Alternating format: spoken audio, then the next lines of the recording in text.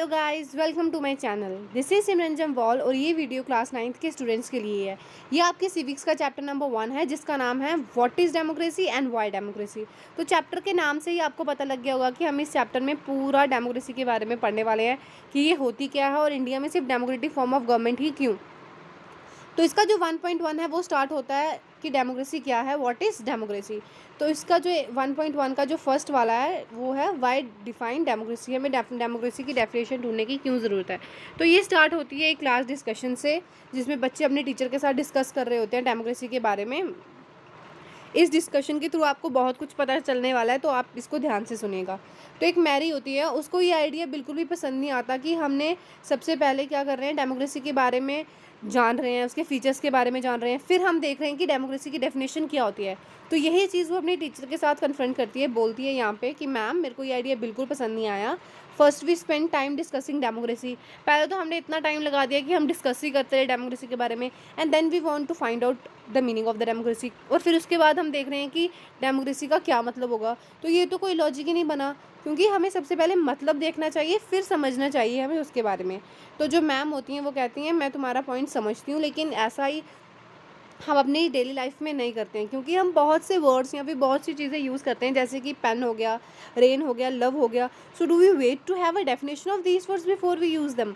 बोलते कि टीचर बोलती है कि अगर हम इन चीज़ों को यूज़ करते हैं तो क्या हम सबसे पहले इनकी डेफिनेशन देखते हैं फिर इनको यूज़ करते हैं? ऐसा तो नहीं है ना, हम इनको यूज़ करते हैं और फिर उसके बाद हमें पता लगता है कि ये क्या हो सकती है चीज़। तो मैम यही चीज़ कहती है कि इस वर्ड का जो मतलब है, जैसे कि मैम ने पेन, रेन, लव कहा, अलग अलग लोगों के लिए अलग अलग मतलब होता होगा इन सब चीज़ों को। तो वैसे ही डेमोक्रेसी का मतलब भी हर एक लोगों के लिए अलग अलग होता होगा। तो मैम फिर मैरी कहती है but then why do we need definition at all. तो फिर बोलती है हमें डेफिनेशन की क्या ज़रूरत है, अगर हमें यूज़ करने से पता लग जाता है कि ये क्या है या फिर क्या हो सकता है इसमें। तो मैम बोलती है हमें डेफिनेशन की बहुत ज़्यादा ज़रूरत होती है, क्योंकि कुछ चीज़ें ऐसी होती हैं जिनको हम, वर्ड्स ऐसे होते हैं जिनको हम एप्रोप्रिएट वे में यूज़ नहीं कर पाते, इसीलिए हमें उनका डेफिनेशन पता होना बहुत ज़्यादा ज़रूरी होता है। तो बोलती है we need a definition of rain. अब हमें रेन की डेफिनेशन कब ज़रूरी है, जब हम इसको डिफ़र करेंगे किससे, ड्रिजल से या फिर क्लाउड बर्स्ट से। जैसे रेन की डेफिनेशन अलग अलग लोगों के लिए अलग अलग होती होगी। अगर मेरे को कोई पूछे कि रेन क्या होती है, तो मैं बोलूँगी जब ऐसे बड़ा ज़्यादा आंधी तूफान आता है, बादल में बिजली कड़कती है, बारिश होती है बड़ी ज़्यादा, कुछ लोगों के लिए वो रेन होती होगी। कुछ लोगों के ये जो ड्रिजल है ये रेन होती होगी, जो बूंदाबांदी वाली बारिश होती है वो भी रेन ही होती है। तो इसीलिए हमें इनकी डेफिनेशन होना बहुत ज़्यादा ज़रूरी है। और ऐसा ही डेमोक्रेसी के साथ भी है, क्योंकि जैसे कि मैंने आपको बताया कि जो डेमोक्रेसी है वो अलग अलग लोगों के लिए अलग अलग है। अब जो रिभ्यांग हैं वो कहते हैं कि हम इस पे क्यों काम कर रहे हैं, क्यों हम डेफिनेशन ढूंढ रहे हैं। आपने ही तो हमें 2-4 दिन पहले बताया था कि अब्राहम लिंकन ने हमें इसकी डेफिनेशन दी हुई है कि democracy is a government of the people, bye the people and for the people. Democracy लोगों की गवर्नमेंट है, लोग बनाते हैं और लोगों के लिए ही काम करती है। फिर हमें इसकी ज़रूरत क्यों है। और जैसे मेघालय में हम लोग ही तो रूल करते हैं, और इन चीज़ों को सब लोग एक्सेप्ट करते हैं, तो हमें क्यों ज़रूरत है इसको चेंज करने की। मैम बोलती मैं ये नहीं कह रही हूँ कि आपको इस डेफिनेशन को चेंज करने की ज़रूरत है, मुझे खुद भी लगता है कि ये डेफिनेशन जो है वो बहुत ज़्यादा अच्छी और ब्यूटीफुल, पर हमें ये तो नहीं पता ना कि ये बेस्ट वे है डेमोक्रेसी को डिफ़ाइन करने का। और हमें उस चीज़ों पे बिल्कुल भी विश्वास नहीं करना चाहिए जो चीज़ बहुत ज़्यादा फेमस हो या फिर उस चीज़ को सब लोग एक्सेप्ट कर रहे हों।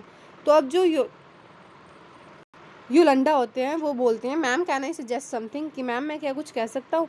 मैं वो बोलता है हमें डेफिनेशन की ढूंढने की कोई ज़रूरत नहीं है, क्योंकि मैंने कहीं पढ़ा था जो डेमोक्रेसी है वो एक ग्रीक वर्ड से इस्टेब्लिश्ड हुई है, फॉर्म हुई है, जो कि वर्ड है डेमोक्राटिया, जिसका मतलब होता है डेमोस का मतलब पीपल एंड क्राटिया का मतलब रूल। तो इसका क्या मतलब हो गया,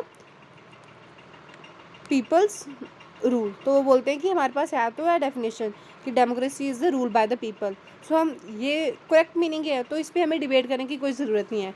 तो मैम बोलती हैं हाँ ये भी बहुत ज़्यादा हेल्पफुल है, बट मैं ये कह रही हूँ a word does not remain tied to its origin. जहाँ से ये वर्ड निकला होता है सिर्फ वहीं से ही जो एक वर्ड होता है वो टाइट नहीं होता। क्यों, just think of computers. Ma'am अब एग्जांपल देती हैं कि आप कंप्यूटर्स के बारे में देखिए कि कंप्यूटर्स क्यों बनाए गए थे, क्योंकि लोगों को मैथमेटिक्स के सम सॉल्व करने में बहुत ज़्यादा प्रॉब्लम होती थी, इसलिए कंप्यूटर बनाए गए। बट अब क्या हो गया कि इतने पावरफुल कैलकुलेटर्स आ गए हैं कि अब जो कंप्यूटर का काम था उसको छोड़ के अभी कंप्यूटर और से भी काम करता है, जैसे कि राइटिंग के लिए, डिज़ाइनिंग के लिए, म्यूज़िक सुनने के लिए या फिर मूवीज़ देखने के लिए। तो ऐसा नहीं है कि जो चीज़ जिसके लिए बनी हो वो सिर्फ वही काम कर सकती है, और भी बड़े ज़्यादा काम होते हैं। जैसे कि हमने अभी देखा, मैंने आपको पहले ही बताया कि जो डेमोक्रेसी है वो अलग अलग लोगों के लिए अलग अलग मतलब रखती है। जैसे मैरी बोलती है, तो मैम आप बेसिकली हमें ये कह रहे हो कि कोई शॉर्टकट नहीं है इस चीज़ों के बारे में सोचने का, हमें इसकी डेफिनेशन और इसका जो मतलब है वो सोचना ही होगा और ढूंढना ही होगा। मैम बोलती अभी तुमने मुझे सही पकड़ा, तो चलो देखते हैं। तो अब ये जो टॉपिक है वो है अ सिंपल डेफिनेशन। तो उन्होंने हमें कहा कि डिस्कस करते हैं कुछ सिमिलैरिटीज़ और डिफरेंसेस जो कि अलग अलग गवर्नमेंट्स में होते हैं, जिन्हें हम क्या कहते हैं, democracies democracies. So one simple factor common to all democracies is, जो एक सिंपल फैक्टर है वो है कि गवर्नमेंट जो है वो लोगों के द्वारा चूज़ की जाती है। तो हमें डेफिनेशन यहाँ मिल गई ना, democracy is a form of government in which the ruler are elected by the people. जो रूलर होता है वो कौन इलेक्ट करता है, लोग इलेक्ट करते हैं, ये होती है डेमोक्रेसी। तो ये एक यूज़फुल स्टार्टिंग है इस पॉइंट की।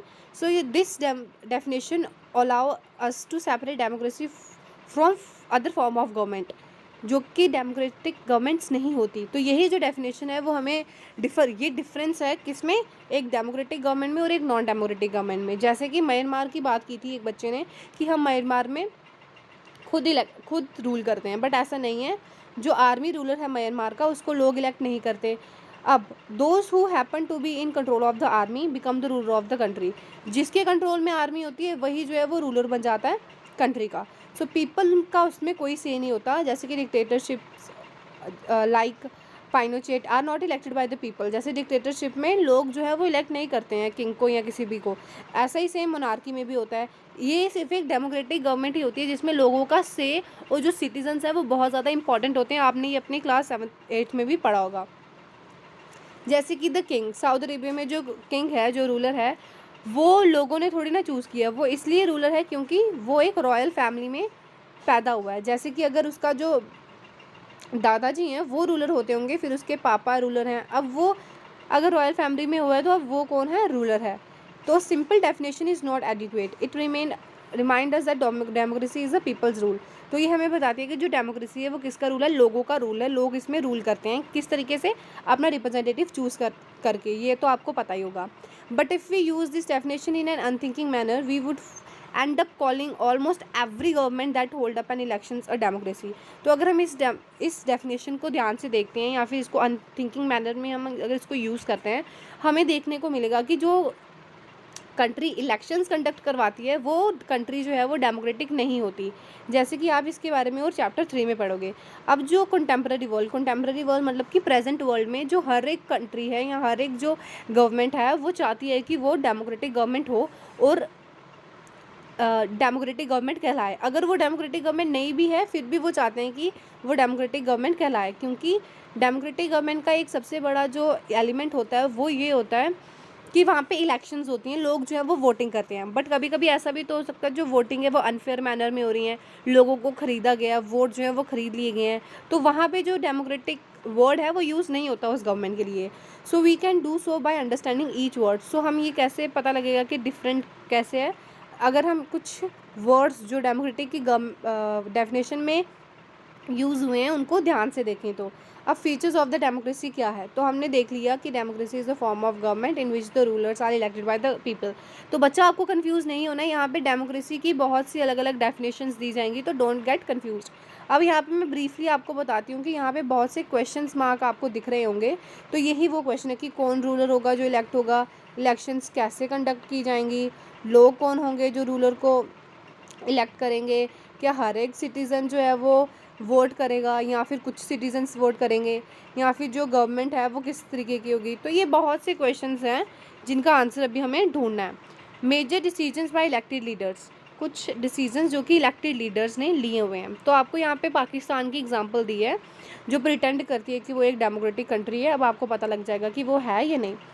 पाकिस्तान में जनरल परवेज़ मुशर्रफ जो हैं वो उन्होंने मिलिट्री कूप बिठाया 1999 में, और उन्होंने जो इलेक्टेड गवर्नमेंट थी उसका जो रूलर था उसको डीथ्रोन कर दिया और खुद वहाँ पे आके बैठ गए और चीफ एग्जीक्यूटिव उन्होंने कंट्री का खुद को डिक्लेयर कर दिया। उसके बाद उन्होंने क्या किया, खुद को प्राइम मिनिस्टर की गद्दी पे बिठा दिया। उन्होंने कह दिया कि अब मैं प्राइम मिनिस्टर हूँ। सो 2002 में held the referendum in the country that granted him a 5-year extension.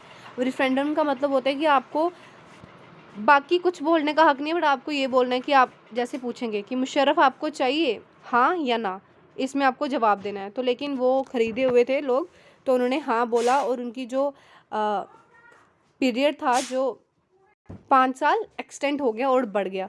तो पाकिस्तान मीडिया ने, ह्यूमन राइट ऑर्गेनाइजेशंस ने, डेमोक्रेटिक एक्टिविस्ट ने कह दिया कि ये जो रिफरेंडम हुआ है ये क्या है, मैनिपुलेटेड है, माल प्रैक्टिस्ड है और क्या है, फ्रॉड है, जैसे कि मैंने अभी आपको पहले ही बता दिया। तो अगस्त 2002 में उन्होंने क्या किया, लीगल फ्रेमवर्क ऑर्डर जो है वो निकाल दिया और उसके तहत उन्होंने क्या किया, अपना जो कॉन्स्टिट्यूशन था उसको अमेंड कर दिया। आपको पता होना चाहिए कि जो इंडिया का कॉन्स्टिट्यूशन है वो रिजिड भी है और फ्लेक्सिबल भी है, इतना ज़्यादा टाइट भी नहीं है कि आप उसे अमेंड ही नहीं कर सकते, और इतना ईजी भी नहीं है कि कोई भी आके अमेंड कर जाएगा। बट वहाँ पर ऐसा हो गया और उन्होंने क्या कर दिया कि अभी जो प्राइम मिनिस्टर है वो नेशनल एंड प्रोविंशियल असेंबलीज होती हैं वहाँ पर, जैसे हमारे यहाँ पे लोकसभा और राज्यसभा होती है, उनको क्या कर सकती है, डिसमिस भी कर सकती है अगर वो चाहे तो। और जो सिविल कैबिनेट थे जो कि लोगों के द्वारा इलेक्ट किए, उन पे अब जो नेशनल सिक्योरिटी काउंसिल है जो कि मिलिट्री ऑफिसर के अंडर थी, वो क्या कर रही थी, उन पे चेक रख रही थी, उनको सुपरवाइज कर रही थी। तो इसका मतलब सिंपली ये हो गया कि वहाँ पे सारा का सारा किसका रूल था, मुशर्रफ का और मिलिट्री ऑफिसर्स का, यहाँ पे उन्होंने हमें बता दिया है। अब clearly there are many reasons why Pakistan under Musharraf, so clearly there are many reasons. So हमने देखा कि यहाँ पे बहुत से रीज़न थे कि इसीलिए जो पाकिस्तान है वो अंडर मुशर्रफ के रूल में डेमोक्रेटिक गवर्नमेंट नहीं कहला पाया। But let us focus on one of these, can we say that the rulers are elected by the people. अभी हमने ये जो देखा, हम क्या कह सकते हैं कि जो रूलर थे वो इलेक्टेड किए गए थे लोगों के द्वारा? नहीं, क्योंकि वहाँ पे अगर इलेक्शंस होती भी थी, कोई रूलर इलेक्टेड भी होता था, तो वहाँ पे रूल किस कराता था, ऑब्वियसली मुशर्रफ का और मिलिट्री कमांडर्स का। तो यहाँ पे नॉट क्वाइट, बिल्कुल भी नहीं।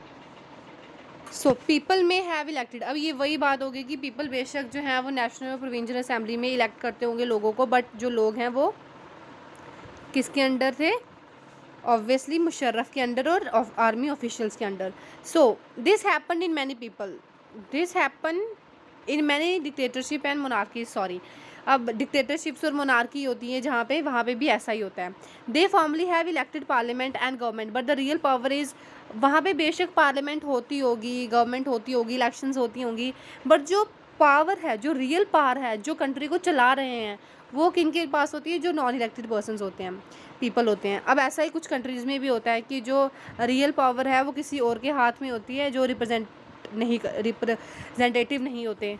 तो अब इनको हम कह सकते हैं कि ये लोगों का रूलर नहीं। तो हमें फर्स्ट फीचर अपना यहीं पे मिल जाता है। फीचर्स को ध्यान में रखिएगा, अच्छे से देखिए। In a democratic government the final decisions making power must rest with those elected by the people. क्या होता है, फाइनल डिसीजंस, जहाँ फिर जो पावर होती है वो किसके पास रहती है, उन लोगों के पास जिनको लोगों ने इलेक्ट किया होता है। सेकंड, जैसे कि मैंने अभी आपको पहले ही बता दिया कि इलेक्शंस जो हैं वो एक डेमोक्रेटिक का क्या है, आइडिया है या फिर एक कॉन्सेप्ट है। तो जिस कंट्री में इलेक्शंस होती हैं वो कंट्री डेमोक्रेटिक गवर्नमेंट नहीं हो सकती, वो एक डेमोक्रेटिक कंट्री नहीं हो सकती। कैसे? क्योंकि वहाँ पे फ्री और फेयर इलेक्शंस नहीं होती होंगी, इसलिए। तो यहाँ पे हमें चाइना की एग्जांपल दी है कि चाइना में रेगुलरली 5-5 साल बाद इलेक्शंस होती होंगी उनकी पार्लियामेंट में, जिसका नाम है नेशनल पीपल्स कांग्रेस। ये चाइनीज़ में नाम क्वांगुओ रानमिन डेबियाओ दाहुई। सो ये यहाँ पे क्या होता है, National People Congress has the power to appoint the president. So ये जो नेशनल पीपल कांग्रेस है, इसके पास पावर है कि वो क्या करता है, प्रेसिडेंट को अपॉइंट करता है। 3000 लोग जो हैं इसके मेंबर हैं पूरी चाइना से। Some members are elected by the army, कुछ मेंबर्स आर्मी इलेक्ट करती है, और जो बाकी बचे हुए कैंडिडेट्स होते हैं, अगर उनको खड़ा होना है या फिर अगर उनको जीतना है, कैंडिडेट में खड़ा होना है, उनको क्या चाहिए, चाइनीज़ कम्युनिस्ट पार्टी का अप्रूवल चाहिए। और वही लोग जो हैं वो खड़े हो सकते हैं जिनके पास चाइनीज़ कम्युनिस्ट पार्टी का क्या हो, अप्रूवल हो, या फिर 8 पार्टीज़ की अलाइंसेस हो। अलाउड टू कॉन्टेस्ट इलेक्शंस, जो कि 2003 और 2002 में होने वाली थी। So government is always found by the communist party. So जो गवर्नमेंट थी वो हमेशा किस पार्टी की होती थी, कम्युनिस्ट पार्टी की, मतलब कि सिर्फ एक पार्टी की ही वहाँ पे गवर्नमेंट होती थी। जब मैक्सिको को 1930 में इंडिपेंडेंस मिली तो उसने क्या किया, 6-6 साल बाद इलेक्ट करना शुरू कर दिया, अपने प्रेसिडेंट्स को इलेक्शन करना शुरू कर दिए। So the country has never been under a military और डिक्टेटरशिप रूल। तो जो मैक्सिको कंट्री थी ये बिल्कुल भी मिलिट्री या डिक्टेटरशिप के अंदर नहीं थी कभी भी, but until 2002 every elections was one by a party called PRI। But जब उसको 2000 जब उन्होंने इलेक्शंस की इंडिपेंडेंस के बाद, तो सिर्फ एक ही पार्टी जीत रही थी हमेशा। वो कौन सी पार्टी थी? PRI, institutional revolutionary party. Opposition parties भी खड़ी होती थी इलेक्शंस में, बट वो जीतती नहीं थी। तो PRI was known to us many dirty tricks. तो PRI जो है, कहा जाता था कि जो गवर्नमेंट जो बनती है, ये जो पार्टी है, वो डर्टी ट्रिक्स करती है, खरीद लेती है लोगों को पैसों के साथ। और जो टीचर्स हैं स्कूल में मीटिंग में कहती हैं कि फोर्स करती हैं पेरेंट्स को कि आपको PRI को ही वोट देना है। और media largely ignore the activities of oppositional political parties except to criticise them. और जो मीडिया थी वो भी लास्ट तेगात पे क्या करती थी, जो अपोजिशनल पार्टीज़ होती थी, जो कहती थी ना कि ये डर्टी ट्रिक्स जो है वो यूज़ करते हैं, वो क्या करती थी, इन चीज़ों को इग्नोर करती थी और इनकी बात जो है वो लोगों तक सुनाती ही नहीं थी। समटाइम्स क्या होता था, the polling booths were shifted from one place. और जहाँ पे वोटिंग होती है, जो पोलिंग बूथ्स होते हैं, उनको क्या करते थे, एक जगह से उठा के दूसरी जगह शिफ्ट कर देते थे लास्ट मोमेंट में, ताकि जो लोग हैं वो अपना वोट ना दे पाएँ। PRI spend a large sum of money to the campaign. Obviously जो PRI है वो क्या करते हो कि मनी दे के खरीद लेती है किसको? वोटर्स को। तो should we consider the elections desire above an example of people elected their rulers. तो जो अभी हमने ऊपर एग्जांपल देखी कि सिर्फ इलेक्शंस तो होती हैं, ना डिक्टेटरशिप का रूल था ना किसी और का रूल था, बट इंडिपेंडेंस के बाद सिर्फ एक ही पार्टी जो थी PRI पार्टी, वही जीत रही थी। ओपोजिशनल पार्टीज़ भी थी बट वो नहीं जीती थी क्योंकि इसकी गंदी ट्रिक्स की वजह से। तो हम नहीं कह सकते, reading these examples we can since that we can not, कि हम नहीं कह सकते। There are many problems here in China, the elections do not offer the people any serious choice. China में लोगों को कोई सीरियस चॉइस नहीं मिलती है।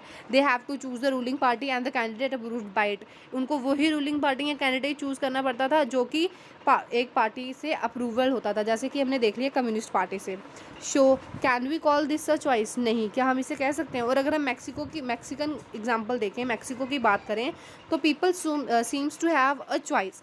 लोगों के पास चॉइस है क्योंकि अपोजिशनल पार्टीज़ भी हैं, बट होते हुए भी चॉइस उनके पास कोई चॉइस ही नहीं है, क्योंकि एक ही पार्टी जो है वो डर्टी ट्रिक्स की वजह से आती है। तो यहाँ पे फेयर इलेक्शंस जो है वो नहीं होती। सो वी कैन दस ऐड अ सेकंड फीचर। तो यहाँ पे हम एक सेकंड फीचर्स कर सकते हैं कि holding elections is not a sufficient, कि जो इलेक्शंस को हेल्ड करना सफिशेंट नहीं है किसी भी कंट्री को या किसी भी गवर्नमेंट को, एक डेमोक्रेटिक गवर्नमेंट या डेमोक्रेटिक कंट्री कहने के लिए। Election must offer a choice. Election में चॉइस तो होती है between the political alternatives and it should be possible for people to use this choice in an and remove the existing ruler. और ये choice वो तब बना सकते हैं कि जैसे कि अभी हमारे यहाँ पे मोदी जी की सरकार है, अगर लोगों को लगता है कि मोदी की सरकार जो है वो अच्छा काम नहीं कर रही है, तो नेक्स्ट ईयर आने वाली इलेक्शंस में वो किसी और की सरकार को भी ला सकते हैं। ये लोगों के पास चॉइस है कि सिर्फ मोदी की सरकार छोड़ के उनके पास और भी अदर ऑप्शंस हैं। बट अगर ऑप्शंस होने के बाद भी डर्टी ट्रिक्स की वजह से यही सरकार आती है, तो ये फेयर इलेक्शंस नहीं होती। तो पर इंडिया में तो ऐसा नहीं है ना। अगर इसका काम अच्छा नहीं लगता है तो हमारे पास और भी ऑप्शंस हैं, हम इस गवर्नमेंट को हटा के ये गवर्नमेंट भी ला सकते हैं। तो हमारे पास सेकंड फीचर जो है वो क्या होता है? फर्स्ट फीचर हमने देख लिया, सेकंड फीचर है a democracy must based on a free and fair elections where these currently in power have a fair chance to of losing. तो सेकंड फीचर में क्या है कि डेमोक्रेसी में फ्री एंड फेयर इलेक्शंस होने चाहिए, और जो करंट पावर में है, जो जैसे कि हमने देखा कि मोदी की सरकार पावर में है, इसको डर होना चाहिए कि अगर मैं अच्छे से काम नहीं करूँगा तो अगले साल लोग जो हैं उनके पास और ऑप्शंस हैं, वो इनमें से किसी को भी गवर्नमेंट में ला सकते हैं। सो वी शैल फाइंड, अब इसके बारे में हम चैप्टर 3 में और अच्छे से पढ़ेंगे। अब आता है 1 पर्सन 1 वोट 1 वैल्यू। अब आपको पता है कि यूनिवर्सल एंड फ्रेंचाइज के बेस पे जो 18+ लोग हैं वही सिर्फ वोट दे सकते हैं, और ऐसा बिल्कुल नहीं है कि जो अमीर लोग हैं उसके पास 2 वोट हैं, जो गरीब है उसके पास 1 है। ऐसा कुछ नहीं है। जितने भी लोग हैं, इधर इट इज़ प्रेसिडेंट और प्राइम मिनिस्टर, कोई भी है, या फिर कोई प्रेसिडेंट की फैमिली है या प्राइम मिनिस्टर की फैमिली है, वो भी तो वोट देने जाते होंगे ऑब्वियसली, या फिर कोई आम आदमी है हमारे तुम्हारे जैसा, तो उसके पास भी एक ही वोट है, एक ही वैल्यू है। This principle has now come to be accept almost all over the world. अब जो यूनिवर्सल अडल्ट फ्रेंचाइज की मैंने अभी आपको बताया, ये जो है अभी ऑल ओवर द वर्ल्ड में क्या हो रहा है, एक्सेप्ट होता है। Yet there are many instance of denial of equal right to vote. जैसे कि 2015 में क्या हुआ, सऊदी अरेबिया की वुमेंस को हक नहीं था वोट देने के लिए।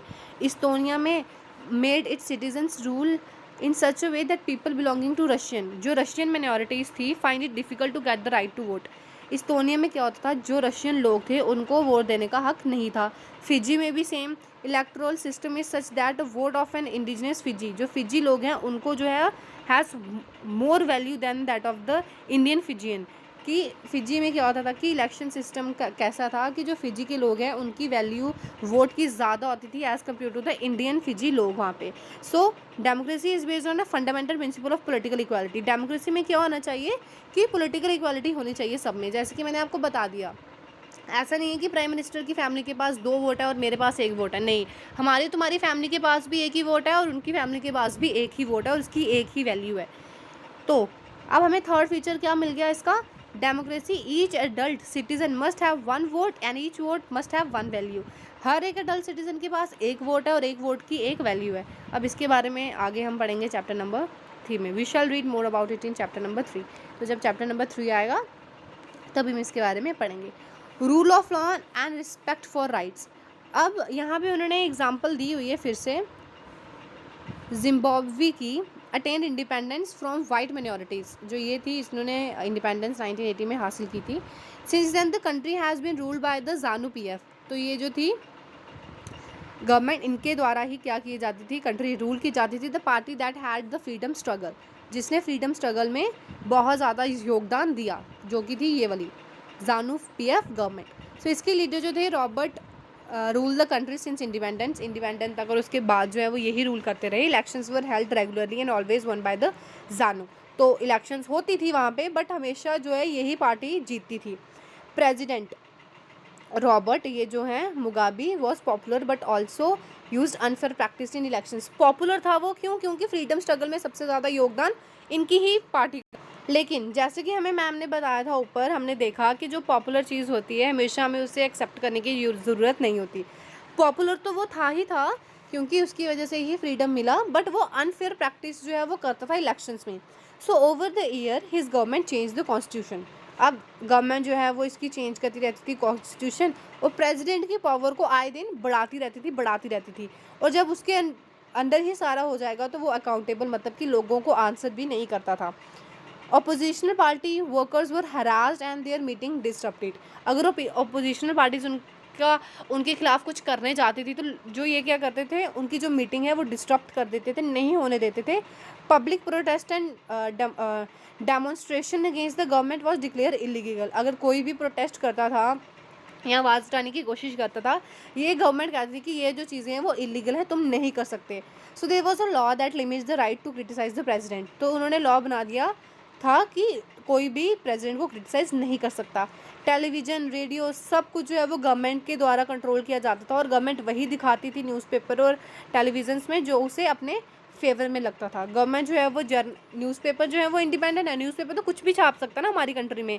अब वो मोदी जी की सरकार है, जैसे कि मैं आपको फिर से ये एग्जांपल दूंगी, तो क्या होता है, हमारी जो मीडिया है कभी कभी मोदी जी के खिलाफ भी चीज़ें हमें दिखाती है। इसका मतलब ये है साफ साफ कि जो गवर्नमेंट है वो कंट्रोल नहीं करती है जर्नलिस्ट को जो न्यूज़पेपर में छापते हैं। बट ऐसा नहीं था, यहाँ पे क्या होता था कि न्यूज़पेपर वाले तो कुछ भी छाप सकते थे, लेकिन जो जर्नलिस्ट थे वो कभी भी गवर्नमेंट के अगेंस्ट नहीं छापते थे कुछ भी। So the government ignore some courts judgment, जो उनके अगेंस्ट जजमेंट आई होती थी। लोग जैसे कि अब बोल रहे हैं कि मीडिया कुछ नहीं करी तो हम कोर्ट में जाते हैं, जुडिशरी में जाके हम कोर्ट्स में जाके हम फाइल करते हैं केस। तो वहाँ पे भी गवर्नमेंट जो है नहीं मानती थी जजमेंट जो कि उनके अगेंस्ट होती थी। He was forced out of office in 2017। अब जैसे कि अभी हमने ये एग्जांपल देखी that popular approval of the government is necessary in a democracy. Popular approval जो होता है वो गवर्नमेंट का नेसेसरी होता है, बट इज़ नॉट सफिशेंट। सिर्फ सफिशेंट नहीं होता। जैसे मोदी जी की सरकार बहुत ज़्यादा पॉपुलर है, बट ऐसा तो नहीं है ना कि अगर वो सरकार करके कुछ गलत करती है तो हम उसे चेंज नहीं करेंगे, हम उसको ऑब्वियसली चेंज कर देंगे। Popular government can be undemocratic, जो पॉपुलर गवर्नमेंट है वो अनडेमोक्रेटिक भी हो सकती है, और जो पॉपुलर लीडर्स हैं वो भी कुछ ना कुछ कभी कभी गलत कर सकते हैं। तो जब हम डेमोक्रेसी की बात करते हैं तो हमें इलेक्शंस की बात तो होती है उसमें, बट ये बहुत ज़्यादा इम्पॉर्टेंट है कि हमें देखना कि इलेक्शंस जो हैं वो पहले ठीक से हो रही हैं या नहीं हो रही हैं, और बाद में कोई अनफेयर प्रैक्टिस तो नहीं हुई है वोट में या कुछ भी। There should be sufficient rooms for normal political activities, sufficient room including political oppositions. Opposition जैसे आपको पता है पार्लियामेंट, हमारी जो इंडिया की पार्लियामेंट है उसमें oppositions भी बैठते हैं और उनका भी पूरा से है उसमें. So this require that state should respect the basic rights of the citizen.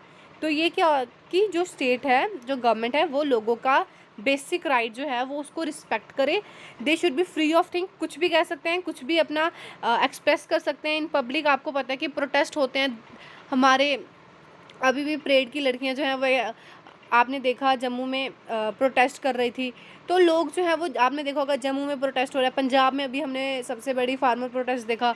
तो लोगों का यहाँ पे पब्लिक में आके बोलने का से है, और लोगों की जो बात है उसको डिनाई भी नहीं किया जाता, और जो हर एक लोग है वो लॉज की आंखों में क्या है, इक्वल हैं, कोई ऊंचा नीचा नहीं है. अगर मैं कोई गलती करती हूँ, किसी का मर्डर करती हूँ, मुझे भी वही सज़ा मिलेगी जो कि एक प्रेसिडेंट या प्राइम मिनिस्टर किसी का मर्डर करेगा उसको भी वही सज़ा मिलेगी जो मुझे मिली है. तो ये जो राइट्स हैं कि किसी के साथ डिस्क्रिमिनेट तो नहीं हो रहा, ये कौन करता है, हमारा जुडिशरी संभालती है. अब इसके बारे में हम चैप्टर नंबर 5 में और डिटेल में पढ़ेंगे. Similarly there are some conditions that apply to the way government is run after the elections. तो ऐसे ही कुछ कंडीशंस होती हैं जो गवर्नमेंट जो है वो इलेक्शंस के बाद कैसे रन करती है. Democratic government can not be do whatever it like. So एक डेमोक्रेटिक कंट्री में एक डेमोक्रेटिक गवर्नमेंट जिसे हम कह सकते हैं वो कभी भी कुछ भी ऐसा नहीं कर सकती जो उसका मन करे, सिंपली बिकॉज उसने इलेक्शन जीती हैं. इस बेसिस पे it has the to respect the some basic rules. जो बेसिक रूल्स हैं उनको रिस्पेक्ट करना होगा. In particular it has to respect some guarantees to the minorities. जैसे कि माइनॉरिटीज़ लोग, अभी हमने अपने क्लास 8 में भी पढ़ा होगा माइनॉरिटीज़ के बारे में. माइनॉरिटीज़ के लिए भी लॉज हैं उनको प्रोटेक्ट करने के लिए. So every major decision has to go through a series of constitutions. तो जब कोई भी लॉ बनाती है या डिसीजन लेती है गवर्नमेंट, उसके ऊपर बहुत सी डिबेट, बड़ी ज़्यादा चर्चा होती है. तो ये किसकी रिस्पॉन्सिबिलिटी होती है, गवर्नमेंट की रिस्पॉन्सिबिलिटी होती है. और जो रिस्पॉन्सिबिलिटीज़ और राइट्स हैं वो हमारे कॉन्स्टिट्यूशन ने और लॉज ने प्रोवाइड किए हुए हैं. इसका मतलब ये है कि जो हमारी गवर्नमेंट है वो अकाउंटेबल है हम लोगों के लिए. Each of this is accountable not only to the people but also to the independent officials. जो गवर्नमेंट है ना ही वो सिर्फ हमें आंसरेबल है, हमारे लिए अकाउंटेबल है, बल्कि अपोजिशनल पार्टीज़ जो हैं उनको भी, क्योंकि उसे उसी तरीके से काम करना पड़ता है जिस तरीके से कॉन्स्टिट्यूशन और लॉज में चीज़ें हैं. अगर कोई लॉ ऐसा बनता है जो हमारे बेसिक स्ट्रक्चर ऑफ कॉन्स्टिट्यूशन को क्या कर रहा है, वायलेट कर रहा है, तो वो लॉ नहीं बनता, फिर वो ख़त्म हो जाता है लॉ. तो हमें हमारा यहाँ पे फोर्थ और फाइनल मिल गया, that government rule within limit set by constitutional laws and citizen rights. जो गवर्नमेंट जो रूलर्स हैं वो उनकी भी कुछ लिमिट्स हैं जो कि कॉन्स्टिट्यूशन और लॉज ने, कॉन्स्टिट्यूशन के लॉज ने उन्हें दी हुई है. जैसे कि अगर इतनी लिमिट है, आप इसके बाहर आके कुछ काम नहीं कर सकते, अगर आप करते हो तो आपको निकाल दिया जा सकता है अगली बार. Summary definition. सो अब हम इन सब चीज़ों को क्या करते हैं, एक सिंपल डेफिनेशन बनाते हैं. Democracy of form of government in which the ruler are elected by the people. हम यही डेफिनेशन स्टार्टिंग से देखते आ रहे हैं. This definition is not adequate. अभी हमने देखा एग्जाम्पल्स के थ्रू कि ये जो डेफिनेशन है वो इतनी भी सही नहीं है. Through a series of examples, कैसे, जैसे कि ruler elected by the people take all the major decisions. की जो रूलर है वो ऑल द मेजर डिसीजंस लेता है एक डेमोक्रेटिक फॉर्म ऑफ गवर्नमेंट में. Elections offer a choice and fair opportunities to the people to change the current ruler. और जो एक पहला ये हो गया कि लोग रूलर जो है वो डिसीजंस लेते हैं. सेकंड की जो रूलर है जो प्रेजेंट पावर में है वो चेंज भी हो सकता है नेक्स्ट इलेक्शंस में. ये चॉइस और अपॉर्चुनिटीज़ लोगों को मिलती हैं. इससे हमें पता लगता है कि जो सारे लोग हैं वो इक्वल हैं. The exercise of their choice let the government limited by basic rules. और जो गवर्नमेंट को पावर है वो भी लिमिटेड है. कॉन्स्टिट्यूशन ने लिमिटेड पावर जो है वो गवर्नमेंट को दी हुई है. सो बच्चा ये जो वीडियो है वो काफ़ी ज़्यादा लंबी हो गई है, तो 1.3 और 1.4 जो है वो हम नेक्स्ट वीडियो में देखेंगे. So with this I am ending today's video. Part 2 आपको इसका मिल जाएगा, मेरे चैनल पे जाके देख लीजिए. सो बाय, टेक केयर.